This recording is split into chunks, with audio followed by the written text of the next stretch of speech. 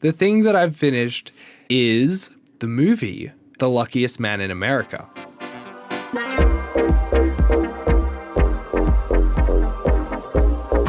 Ooh, well, doesn't that make you the not lucky Prettiest not belle of the man ball? in America? I don't know.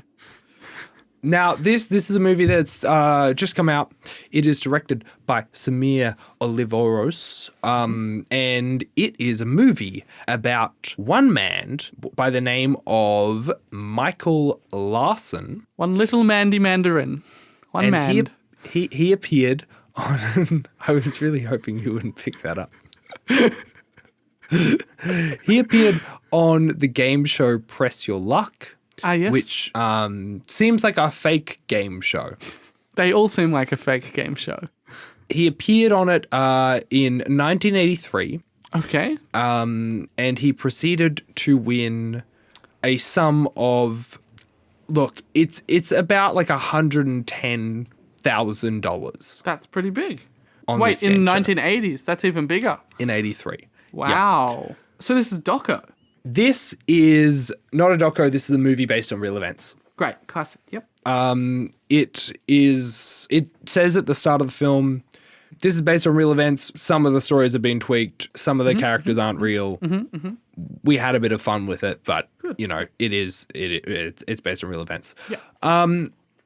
But this is the tale of how one man kind of cheated the game show system. Hey, wait a minute. I think I've listened to half of a Do Go On episode about this guy. Quite possibly, because I also knew this story. So this is based on real life. Most of you listeners probably know the story, or if you don't, I don't think it actually ruins the film to know. So I will, go into spoilers here, some plot spoilers for real life.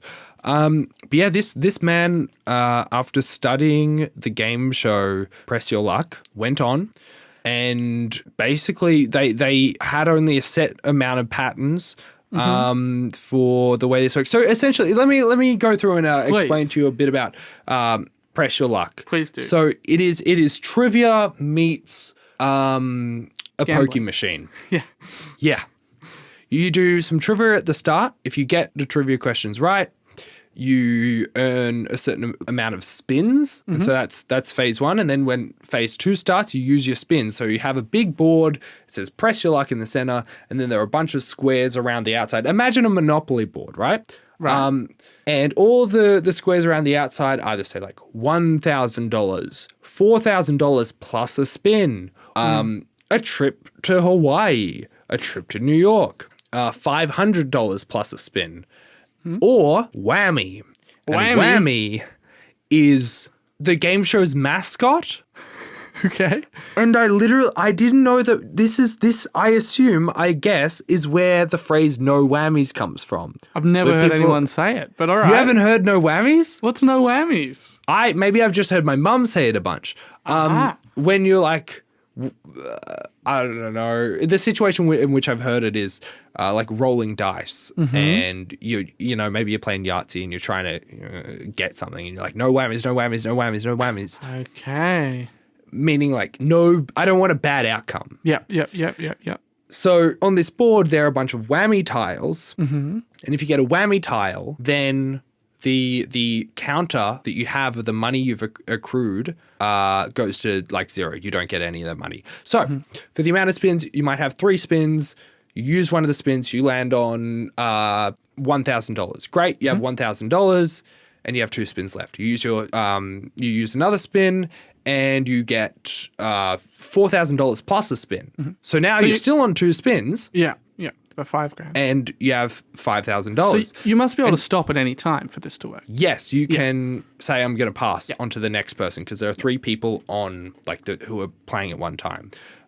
So if you get a whammy, your money goes to 0. Paul Walter Hauser is in this, and so is oh gosh, I've forgotten her name. Patty Harrison, who is also from I Think You Should Leave, and just plays the girl in I Think You Should Leave, who's always the really weird one in an episode. Yeah. So she's in this as well. Yep. Walter Goggins plays the Press Your Luck host. Very good. Is he good? He's fantastic. He'd be good at and Maisie Williams is also in there as Oh, like damn. the stage assistant, Stacked yep, cast. stage all right. manager. And it's a stacked cast. Everyone does really well. This film is very much also filmed as though, like with a very much 80s styling. Yeah.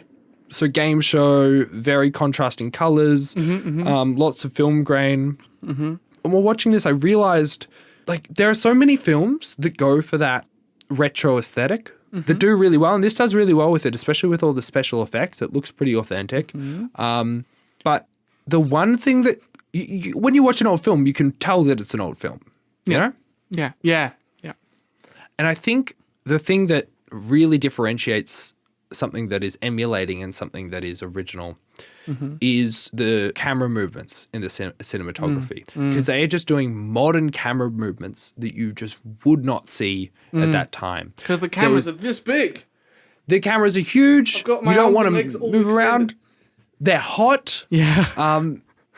But in this, it like they are doing a panning shot of like the, I don't know, whatever stage, the stage of the place, and then someone crosses the camera and you follow them, and then it turns over to look at the contestants on the show, and it's just these like Would have cut to just a moving, wide shot. tracking, yeah, Yeah. That kind of they just hadn't figured out how to do well back then, or they just didn't have the opportunities to do well. Do you reckon the movie could have got away with that if they kept that for... I presume there's not in the game show scenes in this, like what happens after? Wait, or not? what do you mean? Let me clarify.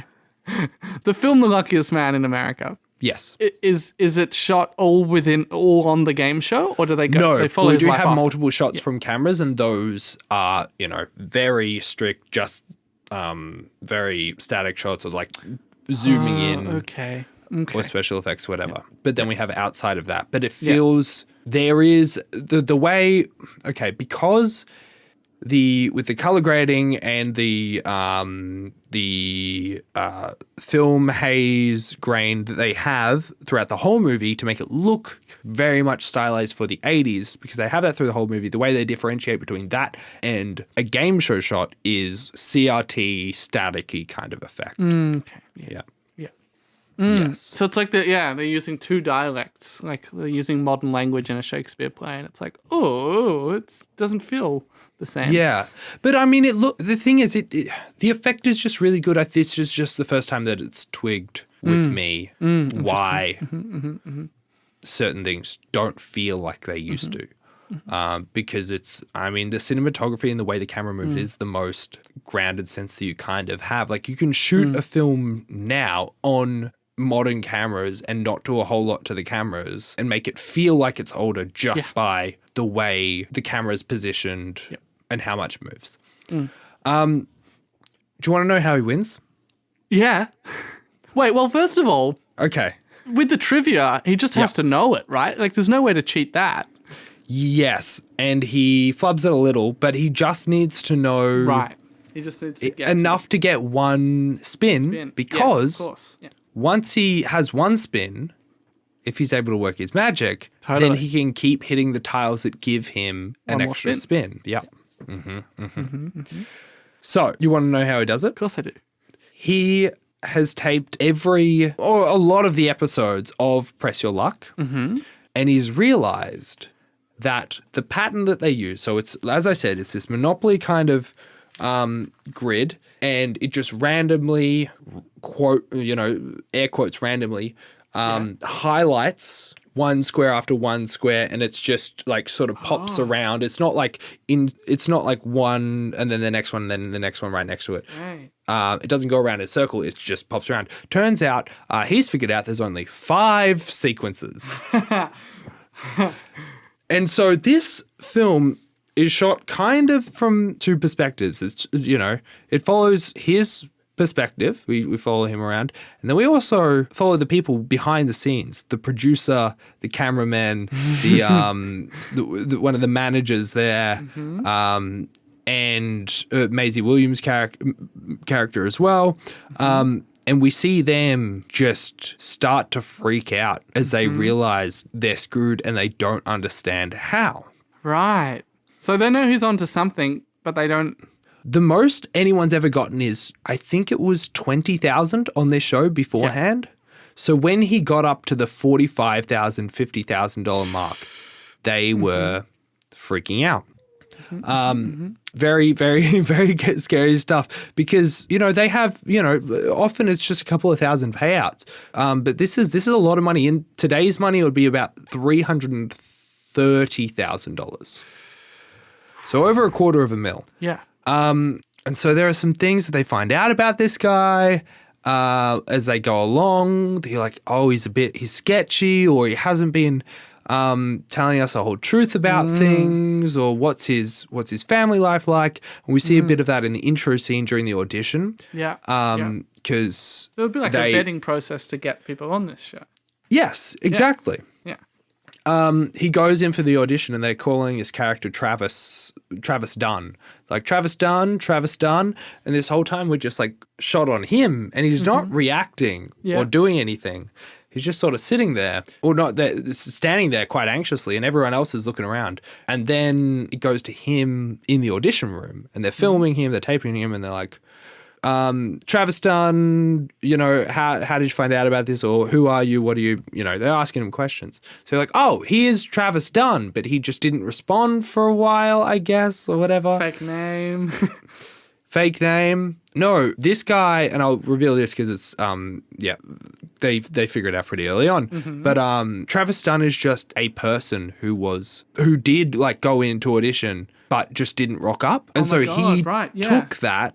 And that's why he wasn't reacting, because he was just waiting to see if they rocked up. And so he didn't actually he wasn't able to get on the audition list. Oh my God, yeah. For the vetting, so he just rocked up to CBS Studios. Because he's done so much research on this. Yeah. He needs to be on the show. Yeah. Oh no. Yeah. Yeah. The guy's also just like he's an ice cream guy. Like he does ice cream truck stuff in the summers. Like that's his job.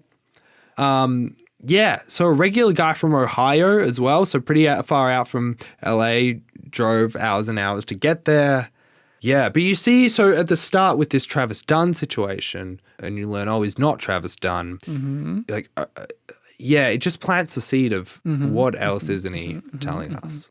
And there is a bit that he's not telling you. So, okay. Yeah. Okay. It's a really funky movie. I liked it a lot. And so then there is presumably a chronicle of what he does with his wealth, right? There is not, actually. Oh, does he get busted? Oh, well, you can't tell me. At least not in this film. Oh, so it really is set it is over the evening of the show, and that's kind of it. And it's not just the evening, it's the whole day. So they record this stuff in advance. Yes. In like blocks of many, many, many in a day. Yes. Well, it's 2 per day that they do. Okay.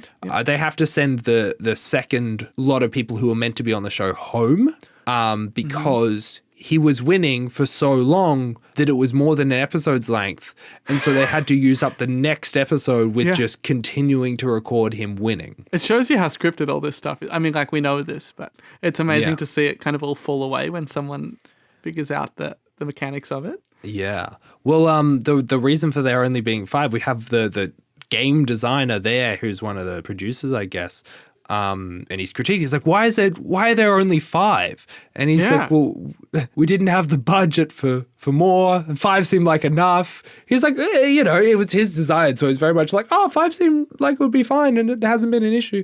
And this is about when he reaches 50K, and they're like, well, was it more than 50K to get an extra few buttons? Yeah. Because that's how much it's costing you now. Yeah. I mean, nowadays you would just have it randomized. Yes. Yeah. Absolutely. Or you would just change it live, like after he selects it, you would just make sure that it doesn't give him money forever. You just have a hard cap on it that you don't tell anyone about, right? Yeah. Yeah. But there's this excellent bit in the film when the crew figure out what he's doing, where they're having a bit of a break, like a couple of minutes break before shooting again. And one of the folks there is like, rewind the footage. I figured out what he's done. And he doesn't tell everyone else. He's just like, look at his eyes. So the way this show is shot is you have the person in the center of that Monopoly board and then the board around the edges of the screen. And so he keeps saying, look at his eyes, slow it down. And you can see Michael's eyes move to look at the box before where it's going to be. Oh. Yeah. Yeah. So this movie looks a lot like the real show Pointless. Like, did they pay to use the same, like the likeness of it? Well, CBS would own this, I right? assume so. You don't care. You don't have nostalgia for the show. You're like, it can look whatever.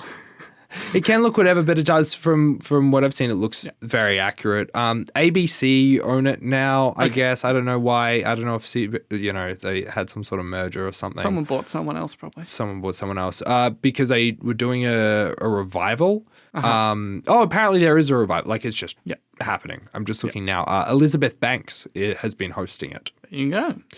There's actually an Australian version. I don't know when that... Oh, that aired from 1987 to 1988 on the Seven Network, hosted by season. Ian Turpie and John Deeks.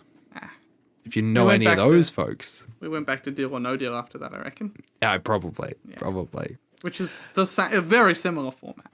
Yes, but maybe a little less hackable. Well, yeah. Yeah. But this guy is widely well known and is, I guess at the time especially, this luckiest man in America is a moniker that was stamped on him after his episodes aired. So did he, I guess maybe it's spoilers, but did he get to take the money home? Once again, this is it's historical stuff. It's stuff that's happened. The enticing bit of this is how everything kind of plays out. Sure. He gets the money. Great. Amazing. He's able to get away with it. Great. And there are some interesting reasons as to why he's allowed to get away with it. Which, go see the movie, Pressure Luck, in cinemas right now. I don't know where it's playing. There were only a couple of showings at a couple of the AMC cinemas here, so I don't know if you're in Australia or other places internationally where you'll be able to pick it up. It's been in the cinemas like a week and a half now, I think.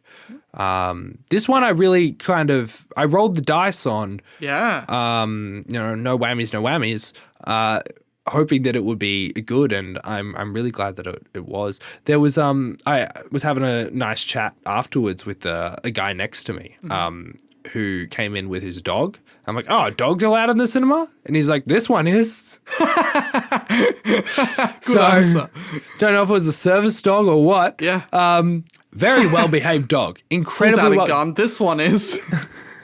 Didn't, just sat on his lap and slept like the whole film. And so did he, apparently. Because at the end, he turned to me and was like, did he get away with it? I'm like, what? He was like, did he get the money? I'm like, yeah. And he was like, how much? And I was like, 110,000. He's like, oh, okay. That was a dumb movie. Like, I liked it, but whatever. Sure. Yeah, no, it was a dumb movie.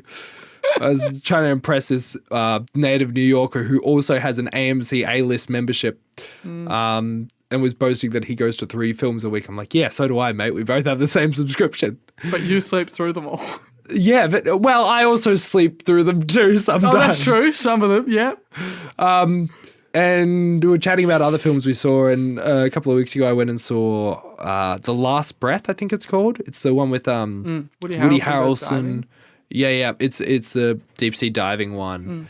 And I was like, yeah, I saw that the other week, because he was asking what other films I saw. And I was like, yeah, that was a great one. I'm like, that was a dumb one. In that film, it's another one based on a true story where the main character, spoiler alert for this guy, he went deep sea doing stuff. He got his oxygen cut, was out of oxygen for 30-something minutes. And after 30 minutes, you're dead. You're just straight up dead. But miraculously, once the other divers were able to get back down to him and brought him back up, he survived. So we just got lucky. Like that. He was the luckiest man Michael in the ocean. Impress your luck. Yeah. is like way more skilled. Yeah. This he guy worked for it. didn't have any. Yeah, he worked for it. But this deep sea diver, like he doesn't have any sort of arc. He just sort of because it's based on a true story that just didn't need to be made into a film. Yeah. It's like that story of the person who climbed Everest and then meditated up there and basically died and then came back to life when they found him like just sitting cross-legged or whatever. Sure. Barefoot. Great. Where it's like, cool, I could have done that. Like, I don't think I would have been able to. With all due respect, I don't think you could have done that. No, but just in terms of like, I am human like that person is and they can't explain it. Like in that film, in The Last Breath at the end, I guess this is a short review for The Last Breath that I'm squeezing in here. They just say, because they're doing their, not autopsy because he's still alive, but they're doing whatever report. Yeah. And it's like, how did he survive? Like, how did, what were the possibilities of this, blah, blah, blah. And everyone's like, he should have been dead. Don't know why he isn't. It was probably just being lucky for these weird factors. Maybe the ocean was doing a funny thing that day. Maybe his body was doing a funny thing that day. And he just happened to survive. So I'm like, cool. In that case, I could have done that. Like there's nothing that makes this guy special at all.